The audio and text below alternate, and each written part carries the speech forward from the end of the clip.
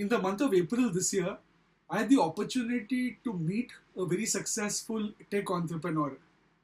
Now, this particular gentleman in the 90s, he moved to the United States after completing his engineering degree, worked there for 10 years, and then subsequently relocated back to India, specifically Bengaluru, where he started his tech focused organization, and he went on to do really well over the past 20 plus years. He's created name and fame for himself. He's also garnered a lot of respect as well as wealth, and he's been doing extremely well for himself. Now, this gentleman is originally from Mumbai, and during his visit to Mumbai, we planned to meet up. So, one April morning or April day morning, I met up this gentleman at a coffee shop at a prominent hotel in South Mumbai. So, this particular gentleman, in spite of his wealth and luxurious lifestyle, he's still extremely humble. He doesn't mind traveling by local transport or taking an Uber to travel around. So that's the way, or that's the person that he is. So in fact, he came for that particular meeting with me in an Uber. He didn't engage a car rental or any other mode of transport. So we had a good discussion, and when it was time to leave, since I had engaged a car and a driver on that particular day because I had a lot of meetings scheduled across the length and breadth of Mumbai in addition to this particular meeting with this gentleman, and knowing that he didn't have any specific mode of transport, I courteously asked him whether he needed a drop back to some location in Mumbai where he's based. So he asked me as to where I'm proceeding to. So I said I'm moving towards the western suburbs of Mumbai. And the place that he wanted to go, his house specifically, where he was residing, was on the way through my journey towards the western suburbs of Mumbai. So I offered to drop him at his house or where he was residing.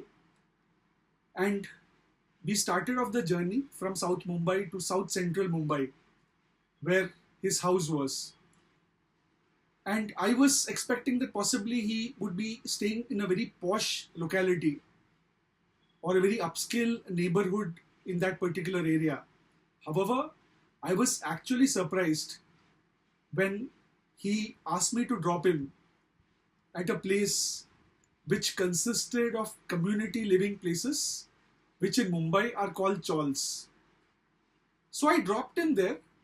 So I was surprised that this is where he was residing, not because of anything else, because chawls by itself are an excellent format of community living. A lot of people from this particular living space in Mumbai have gone on to do very well for themselves. So it's a very positive place where people even today live in very close bonds with one another. However, it basically has less amenities. However, the people who live in this living spaces have learned to adjust, and they live in harmony with one another and share very strong bonds with their neighbors, which is very rare in apartments or people living in gated communities. So I dropped him there, and he realized the surprise or the bewilderment on my face, and we didn't speak after that. We just said bye to one another, and I moved to my next meeting. A few days later, once he was back at his base in Bengaluru, he gave me a call and we got talking. And during the discussion, there was this particular point as to why he was actually living or staying in a chawl during his visit to Mumbai. He could actually afford of renting a place or possibly staying at a luxurious hotel or possibly a service apartment. However, the point as to why he was staying there came up during our discussion. So this particular place, this co-living space or the community where he was residing, or he still has his house, is where he was born and brought up. So as I mentioned, he's originally from Mumbai, now settled or relocated to Bengaluru. So this was where he started his life. So in fact, his grandfather migrated from one of the rural areas within Maharashtra, and he was a mill worker. And that's when he moved to Mumbai as a mill worker, and he started working in one of the mills in that particular area. He purchased that particular chawl, and that particular, the chawl area or the room that they were living in. And later on, it was his father, and he and his siblings were all raised there. So although his grandfather was a mill worker, his father, this tech and entrepreneur's father, went on to study a bit. He completed his 12th standard and was a teller or equivalent to a cashier in a public sector bank in Mumbai. So they had limited means, although his father was working in that bank, but there was limited means. In addition to him, there were 4 siblings, and he says that although they had limited means, however their life was great, their parents ensured that they had all the happiness in life. So the limitations included the 6 of them, that is he, his siblings and his parents, staying in one single room, which was their sitting room, bedroom and kitchen combined together. There was no lavatory or toilet exclusive to that particular room, so they had to share it with 8 other families who resided on that particular floor of that chawl. So that was how it is. And then he moved on in life. His siblings also went on to do really well. They are in various parts of the world. And later on, after the demise of his parents, he acquired that particular chawl by giving his siblings a part of their share in terms of the monetary benefits, and he became the owner of that chawl, more because he had a very strong emotional connect. So he tells me that, John, I come to Mumbai once in a year and I spent around a week at the place where I grew up. So it helps me in 2 ways. It helps me to recollect the fond memories that I had of my childhood. In spite of the limited means and the difficulties that we faced, the kind of happiness that my parents gave to me and my siblings, it's something which is a point which I always remember and I'm thankful for. And the second point is, today I have the wealth. I also have a luxurious villa and a fleet of cars in Bengaluru. However, I do want to get carried away.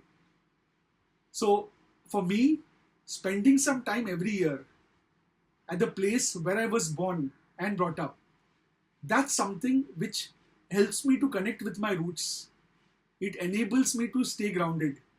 And that's the reason that I come every year and spend a few days out here at this particular chawl where I was born and brought up. And a lot of people, my neighbors who are still there, they are surprised that I actually come and stay. And as earlier, I still have to share the lavatory with my neighbors. So in spite of all of that, to ensure that I'm grounded, I do not lose track of reality. And I also am able to recollect the fond memories, the emotional bonds with my family as well as my neighbors. I make it a point to come and stay here for a few days. So this is something which was extremely touching, and it's very rare. It was a learning for me as well. So when many of us get carried away with name, fame and fortune, there are also people who are extremely successful, who go to any level to stay connected to their past.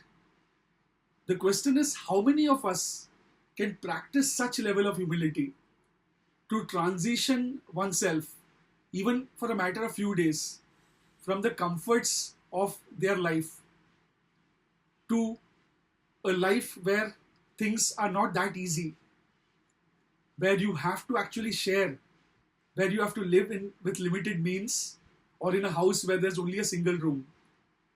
So that's something which is a hallmark of a person who's not only successful but also humble. So this was a massive learning for me, and it was a surprising point as well. However, this is something which can be an inspiration to many of us. And my hats off to this particular successful entrepreneur who I'm sure would be watching this particular video. And I want to only say that it's a fabulous source of motivation and inspiration for us to remain grounded in spite of the success, wealth, and all the trappings of it that we have. Thank you very much for your time.